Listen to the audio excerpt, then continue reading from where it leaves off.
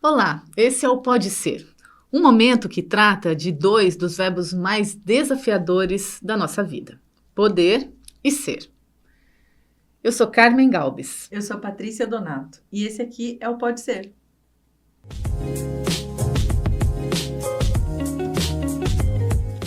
E a gente começa daquele jeito que a gente gosta, né, Patrícia? Batendo papo, porque afinal de contas é isso, né? É. Mas também a gente não é Deus dará, né? Tem um norte o nosso papo. Exato. Primeiro que as nossas conversas sempre começam com alguma reflexão que a gente quer fazer, né? E qual que é a pergunta de hoje? O que te prende e o que você prende? Para não deixar a turma de casa tão curiosa, a gente quer falar sobre apego e desapego, né, Carmen? Apego e desapego. O quanto a gente fala isso, mas na hora do vamos ver, como é difícil, né? E eu acho que ambos têm características tanto da dificuldade quanto da necessidade, né? Eu gosto de trazer na questão do apego, por exemplo. Então, o que te prende? O que me prende? Eu sou muito presa a algumas rotinas que eu categorizei, uma vez te contei isso no café, que eu gosto de dividir em uns pilares. Rotina, para mim, é diferente de ritual. E responsabilidade é diferente de compromisso. Mas o nosso dia a dia tem os quatro, né? Então, quando eu me vejo presa, às vezes, numa rotina, qual é o lado bom disso? Há muitas coisas que eu vou cumprir, vou dar conta de fazer, como a gente fala das nossas prioridades, vou cultivar uma melhor saúde e tal. Mas, às vezes, eu preciso me desapegar de uma rotina, porque aquilo já deu, né? Já teve um prazo de validade ou serviu e não serve mais. E essa parte do desapego pode ser difícil também. Eu acho que o mais complicado do apego é quando a gente é apegado a conceito, né? Porque a gente fala assim, desapega de roupa, desapega de bens materiais. E aí você faz uma limpa em casa, desapega, faz um ritual de luto, né? De adeus.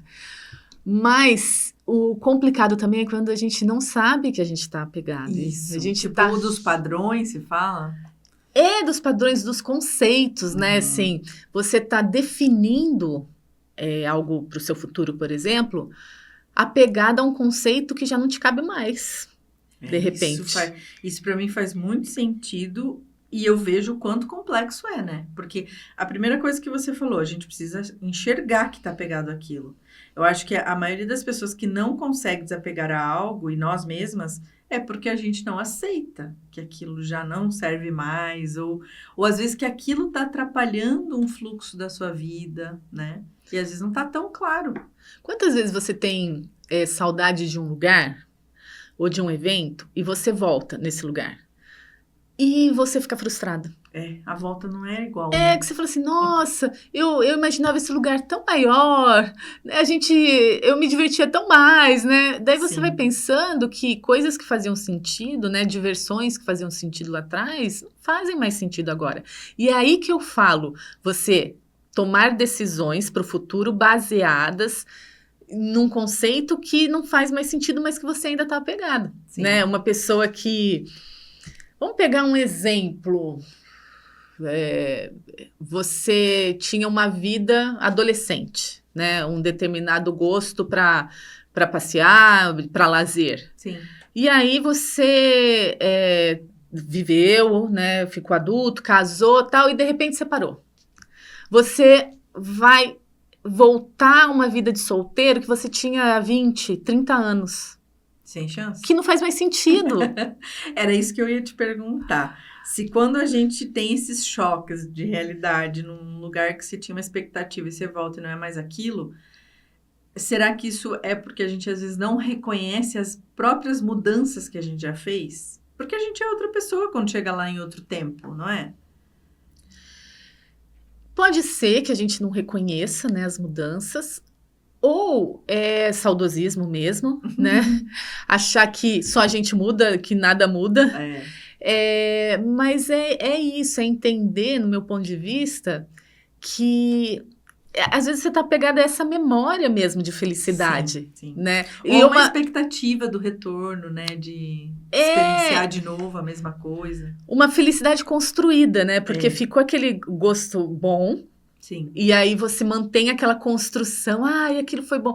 Por exemplo, né, uma coisa que me dá angústia quando a pessoa começa assim, aquilo sim era bom, aquele lugar sim. No meu tempo era No bom. meu tempo, esse prédio aqui, esse prédio já foi bom. Essa empresa aqui, ela já foi boa.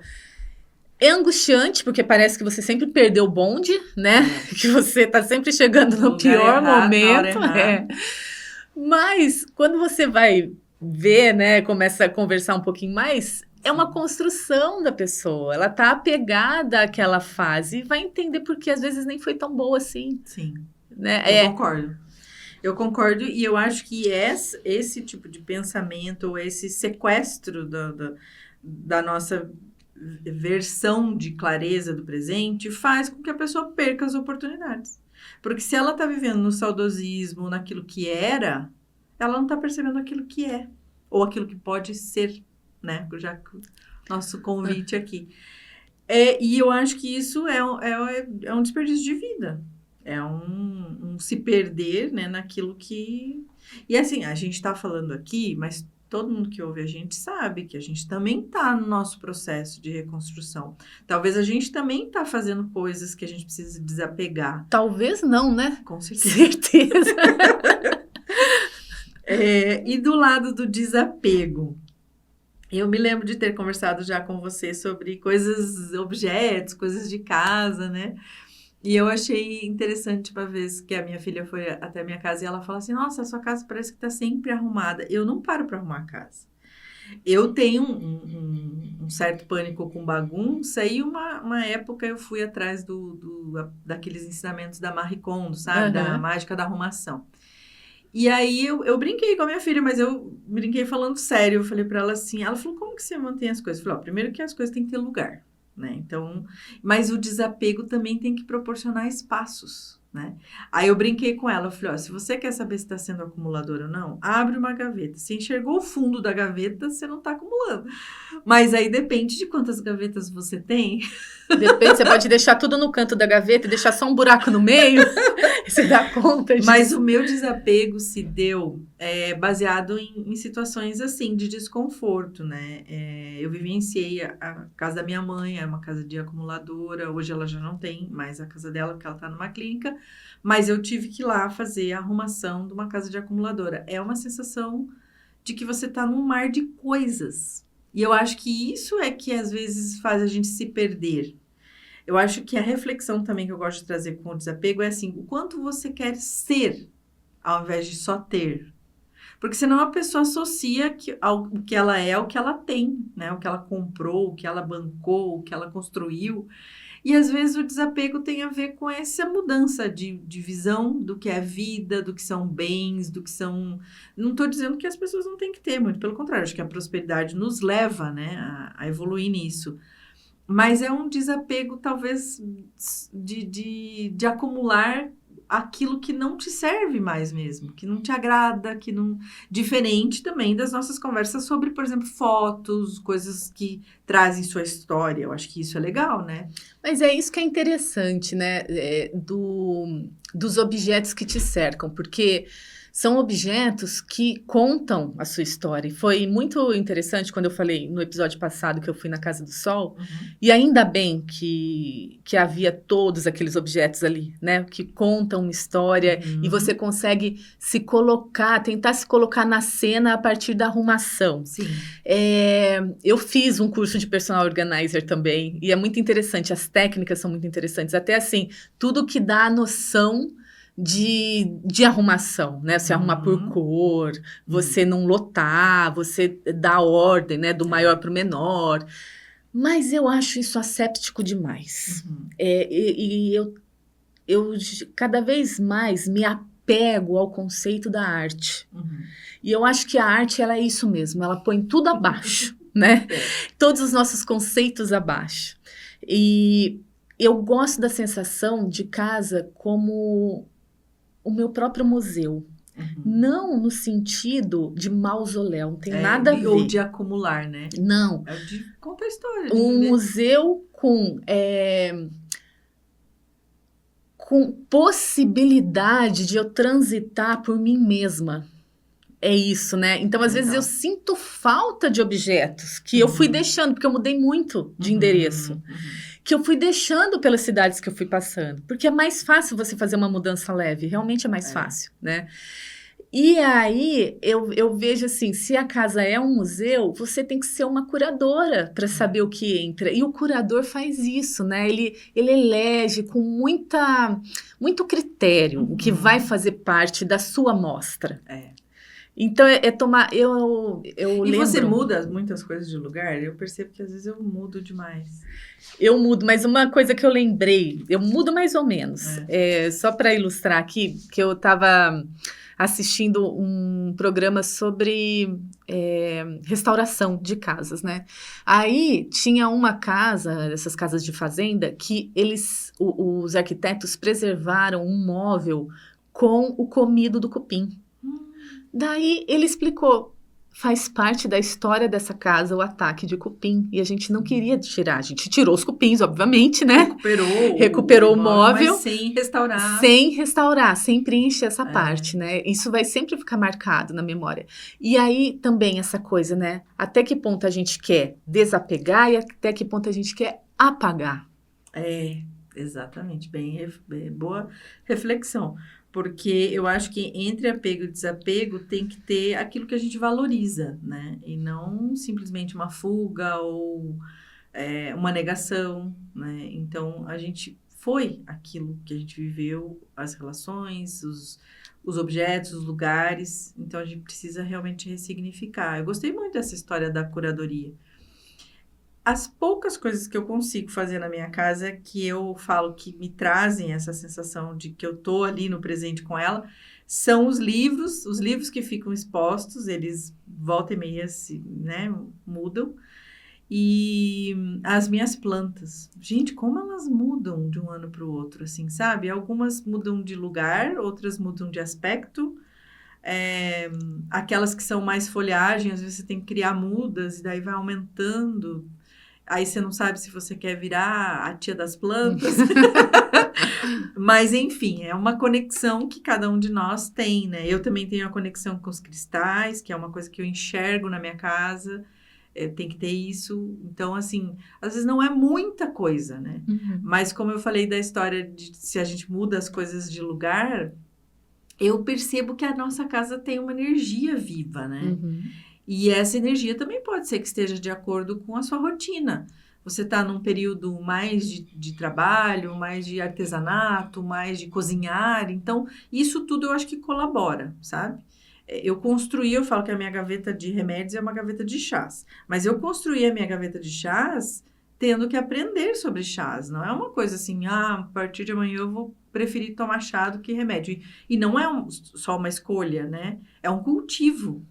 E essa gaveta de chás para mim hoje, e depois que eu busquei estudar, catalogar os chás, eu comecei a perceber que mesmo eles que parecem medicina natural, parece tão inofensivo, 2 chás podem te dar uma queda de pressão, se combinados erroneamente, entendeu? Então, eu acho que tudo isso na minha casa é uma coisa que me chama atenção, assim, o que eu quero ter, o que eu quero cultivar, o que eu quero enxergar, e uma pessoa que entra ali, o que ela enxerga de mim, né? Acho que esse é um convite bacana. A minha casa, eu considero a minha casa como a minha caverna. Sim, é o meu lugar, é o meu espaço, é o meu sagrado. Eu tenho muito respeito pela minha casa, né? Então, eu tenho a forma de colocar os objetos. Eu tenho uma prima que estudou Feng Shui, então ela me ajudou, foi muito legal. E eu gosto de cuidar da casa, eu gosto de arrumar a casa, né? A minha casa, ela tem sempre que ser arrumada. Eu tô sempre arrumando a minha casa, porque eu tenho um gato, porque eu tenho um filho. Você tem os fatores. Eu cozinho em casa, né? Então, a cozinha é um lugar que exige, no mínimo, 2 limpezas ali, porque eu faço o almoço, café da manhã de lei, então eu faço café da manhã, nem todo dia eu faço o almoço, porque às vezes no almoço na rua mesmo, que não dá tempo, e todo dia tem janta, então pelo menos 2 vezes eu tô lavando louça, limpando o fogão. Minha casa tem cheiro de comida, né? A minha casa, ela tá ali, né? Ela tem um adolescente dentro dela, né?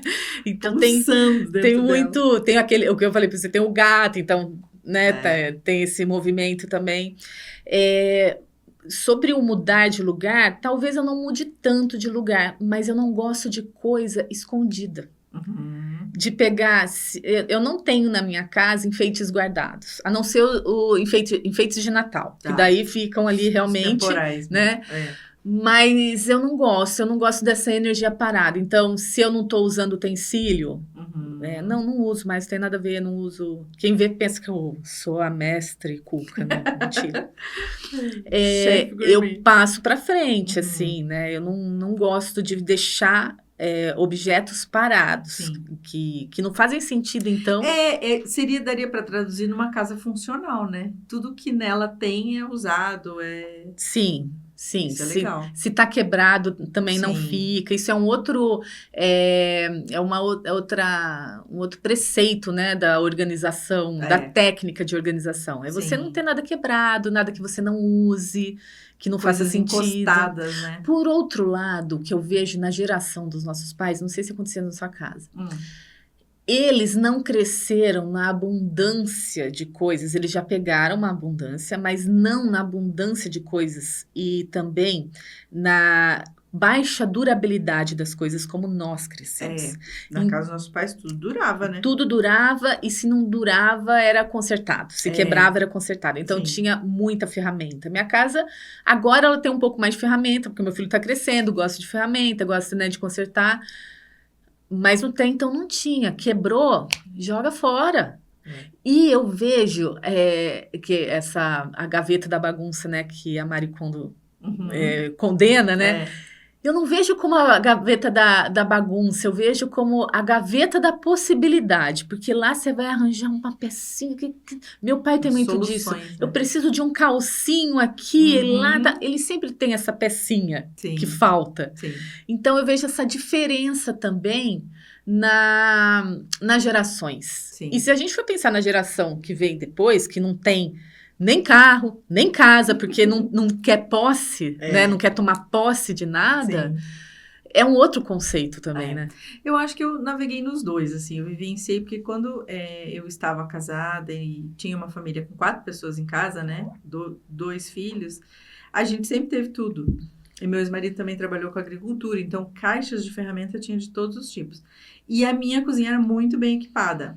Mas aí, com esse passar da vida, a transformação que a gente fez da nossa família, hoje, por exemplo, na casa da minha filha, tem coisas que eram minhas. Eu até estava lembrando desses dias, as pás e o motorzinho da batedeira tá com ela, sabe? Porque ela usa mais. Então, meio que a gente fez um inventário das coisas e realmente cada um levou aquilo que usa ou que gostaria de guardar, que tem alguma lembrança e algum valor afetivo. Eu acho que isso foi bem saudável para minha família.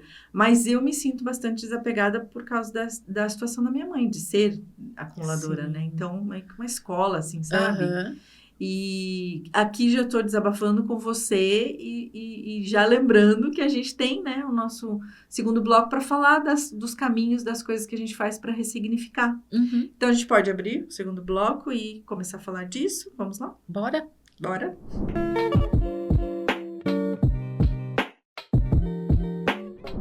Esse é o nosso bloco Zen. Hoje a gente quer falar de círculos, de encontros, de grupos de mulheres, que é algo que a gente gosta, curte, cultiva, né? E participa, né? Participa e que quer explorar um pouquinho mais disso, né, Carmen? Quais foram suas experiências mais recentes? Quando eu voltei para Campinas, que foi um pouquinho antes da pandemia, eu comecei a buscar possibilidades e aí eu achei um círculo de mulheres que, quando eu consegui achar esse círculo, já estava retomando os encontros presenciais. Desculpa. Legal. E foi muito interessante. É muito interessante esse formato do círculo, né? Você sentar em círculo, conversar, expor, falar e ouvir. Sim. Porque muitas vezes o que você não consegue dar nome, a outra nomeia e você toma posse daquilo, né? Nossa, eu tô... Toma uma aguinha. Engasguei aqui. Eu vejo também os círculos como uma oportunidade de trocas que não são só pautadas, né? Porque, assim, eu acho que independente se é por um network ou se é por conhecer novas terapias, trocas de conhecimento também, exatamente como você falou, quando uma fala, às vezes, parece estar espelhando aquilo que a gente sente ou pensa, né? Então, eu vejo essa riqueza nas trocas, sabe? Eu tenho experimentado o círculo de leitura, né, de mulheres, de network já fiz alguns, e até mesmo com a minha profissão, né, como educadora financeira, eu já participei como palestrante, instrutora de alguns clubes de grupos de mulheres, tinha Mulheres que Decidem, Rede de Mulher Empreendedora, eu já palestrei também. Então, eu percebo que, assim, elas querem, nós queremos, como mulheres, os temas relevantes da nossa vida, né? Então, os círculos, eu acho que eles servem para fomentar isso, para colocar a gente para pensar, refletir, falar, conhecer e fazer essas trocas. E às vezes o círculo também é para você se colocar fora do seu quadrado, já que a gente está falando de formas geométricas aqui, né? O círculo às vezes pode ser um clube que você se associa, né? Ou uma atividade específica nesse lugar que você frequenta, uma atividade ou num clube mesmo, ou numa associação, né? Um meio que você escolhe para estar Mas sempre pensar nessa questão do círculo. O que é o círculo, né? Você não tem a hierarquia, estão todas na mesma... Todos, né? Porque pode ser misto, homens, mulheres, né? Estão todos no mesmo nível ali, não tem começo, meio e fim, né? É o infinito. Eu gosto dessa imagem. E a gente falou, né, sobre apego e desapego. Esse círculo... que eu não frequento mais, mas ele começou, era uma vez por mês, depois virou bimestral, porque vai evoluindo, né, vai avançando nos estudos, e todo ano, 2 vezes por ano, tinha o encontro do desapego, que geralmente era na mudança das estações. Que legal. Né, que é primavera e outono, que você vai fazer essa transição. Sim. E tinha um exercício, tinha toda uma dinâmica de desapego ali, que era muito interessante. E a gente passava 1 mês trabalhando o tema. E você entrar em contato com o que você quer desapegar, com o que não faz mais sentido, você pensar sobre isso, refletir sobre isso. E com uma proposta, como você está falando, de pôr em prática, né? Não é só ficar no papo ou na promessa. Sim. Era uma coisa que tinha... atitude também, né? Sim. Acho que a atitude é uma coisa que nos ajuda também a olhar para esse meio que a gente escolhe, com apego ou desapego, com pessoas ou com coisas, né? E eu acho que também a atitude está nesses círculos quando há muita iniciativa. Eu acho que isso é uma coisa que hoje em dia as pessoas estão resgatando, talvez, né? As iniciativas. Porque os círculos, eles existem provavelmente por causa dessa questão de ajuda mútua. Mas sem uma iniciativa a gente não tinha começado esse podcast, né? Então, sem esse start, eu acho que as coisas não vão acontecer.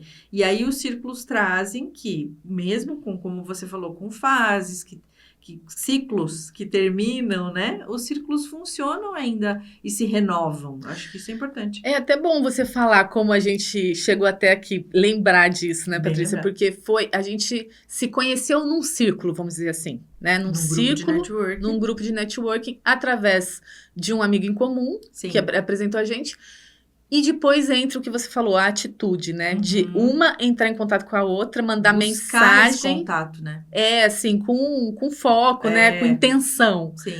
Buscar, vamos conversar e sentar? Sobre o quê? Não sei. E é aí que eu acho que nasce essa riqueza da iniciativa. Porque lá, nesse evento que nós nos conhecemos, eu me lembro que era um evento comemorativo, né? Tinha muita gente, uns 80 empresários.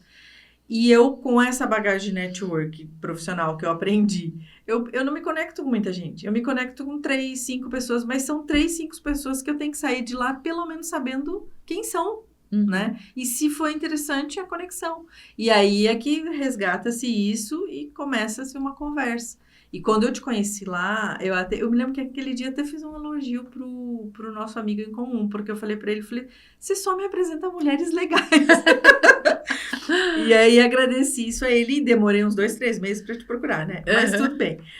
Mas também quando aconteceu deu certo, né? Pois Foi eu acho que papum. aí o tempo das coisas, né? Tem isso também. E a fluidez do que as conexões proporcionam. Porque a gente também não estava criando nada.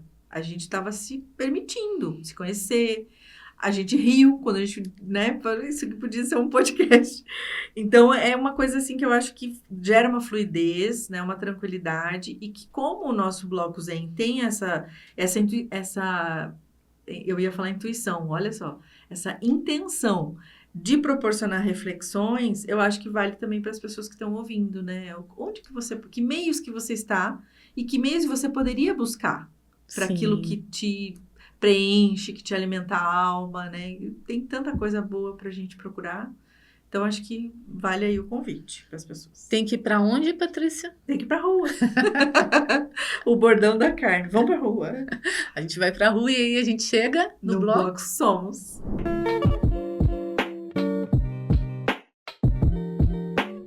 O Bloco Somos, ele tem exatamente essa proposta, né? Buscar na rua formas de somar, de fazer sermos em grupo, né? Na nossa Campinas. Né? Na nossa Campinas, trazer espaços de Campinas. E hoje a gente vai falar com muito carinho de um espaço que a gente já considera nossa casa, né, Patrícia? A gente está nele, né? A gente está nele, que é o CIS Guanabara. Esse estúdio que a gente está é o estúdio do CIS, que inaugurou, né, com uma série de podcasts. Eu não sei quantas... Você sabe quantos são, Patrícia? O que vieram com o chamamento? Então, é bom lembrar isso. A gente chegou aqui através de um chamamento desse espaço cultural que trouxe 7 pessoas, 7 temas diferentes, que podem ser duplas, né? Claro. Para usufruírem do estúdio e criarem aqui conteúdos. Nós fomos contempladas entre as 7 pessoas e aí a gente começou, né, essa jornada que já era nossa, que já estava desenhada. Então, a gente quer agradecer muito, em primeiro lugar, ao CIS Guanabara, todas as pessoas que nos recebem aqui, toda a estrutura, tudo é muito bacana. Mas eu não posso falar tanto, porque quem já esteve aqui usufruindo da parte cultural foi a Carmen. Conta pra gente. Esse é um espaço da Unicamp, é um centro cultural da Unicamp. Ele fica no bairro do Guanabara, é a antiga estação da Mogiana, e é um espaço muito bonito que foi restaurado, né? Ele teve uma fase de abandono e ele tem a construção do século XIX. Então, aqui eu estava lendo sobre... quando era estação de trem, já tiveram 13 linhas de trem aqui, imagina, né? Então passavam mercadorias, pessoas. Você imagina o agito que era isso aqui, né? E então o espaço é um espaço muito bonito, muito agradável, é um espaço que tem uma área verde muito bonita, daí tem um espaço coberto, que é aberto. Muito amplo, né? Tem 1.000 metros quadrados. Caramba!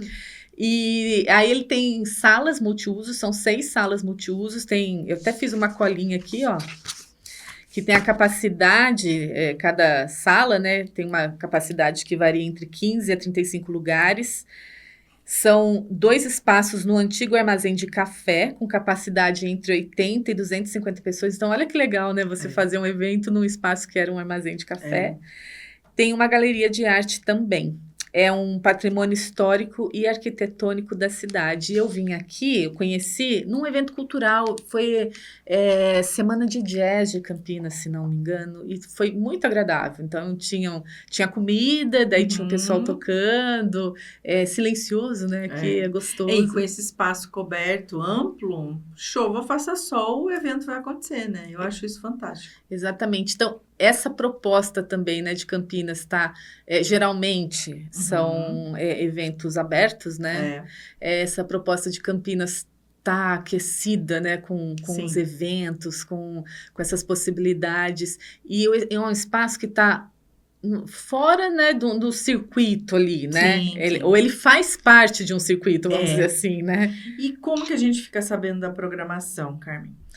Tem um Instagram. Eu pesquisei também.